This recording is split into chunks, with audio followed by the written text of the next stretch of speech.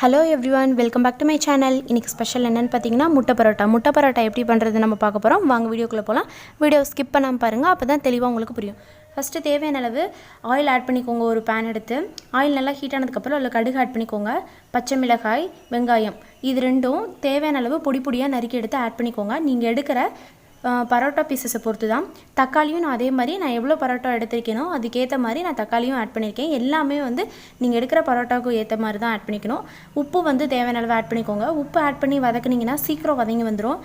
பாருங்கள், இப்போ நல்லா மைய வதங்கி வந்துருச்சு. இந்த மாதிரி மைய வதங்கி வர வரலும் நீங்கள் நல்லா வதக்கிக்கிட்டே இருக்கணும். இப்போ இதில் மசாலா தூள் தேவையான அளவு ஆட் பண்ணிக்கோங்க. உங்கள் வீட்டில் எந்த மசாலா தூள் இருந்தாலும் நீங்கள் ஆட் பண்ணிக்கலாம். இதுதான் அதுதான் அப்படின்னு எந்த ஒரு இதுவும் இல்லை, எது வேணால் நீங்கள் ஆட் பண்ணிக்கலாம். இப்போ இதில் வரமிளகாய் தூள் தேவையான அளவு ஆட் பண்ணிக்கோங்க. ஆட் பண்ணி நல்லா கிளறி விடுங்க.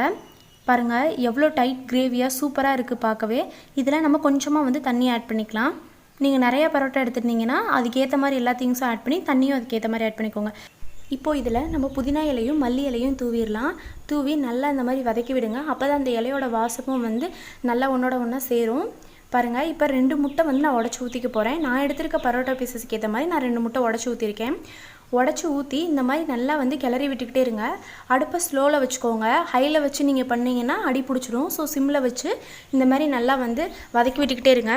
இப்போ இதில் நான் ஆட் பண்ணுறதுக்கு ஒரு பிளேட் அளவு பரோட்டா பீசஸை பிச்சு போட்டு எடுத்து வச்சுருக்கேன். பாருங்கள், முட்டை இந்த ஸ்டேஜ் தான் வதங்கி வரணும். ரொம்ப வதங்கிடக்கூடாது, இந்த ஸ்டேஜ் வரணும். இப்போ இந்த பரோட்டா பீசஸ்லாம் இதில் போட்டு கொஞ்சமாக சைடில் அப்படியே எடுத்து விட்டு கிளறி விட்டு எடுத்திங்கன்னா பாருங்கள் நல்லா எல்லாம் ஒன்றோட ஒன்றா கலந்து ரெடியாகி வந்துடும். அவ்வளோதான், சூப்பரான முட்டை பரோட்டா ரெடி. இந்த ரெசிபி உங்களுக்கு பிடிச்சிருந்துச்சுன்னா நீங்களும் உங்கள் வீட்டில் ட்ரை பண்ணி பார்த்து எப்படி இருக்குன்னு சொல்லி மறக்காமல் கமெண்ட் செக்ஷனில் கமெண்ட் பண்ணுங்கள். உங்களுக்கு இந்த வீடியோ பிடிச்சிருந்துச்சுன்னா லைக் பண்ணுங்கள், ஷேர் பண்ணுங்கள், சப்ஸ்கிரைப் பண்ணிக்கோங்க. பக்கத்தில் இருக்க பெல் ஐகானை மறக்காமல் ப்ரெஸ் பண்ணிக்கோங்க.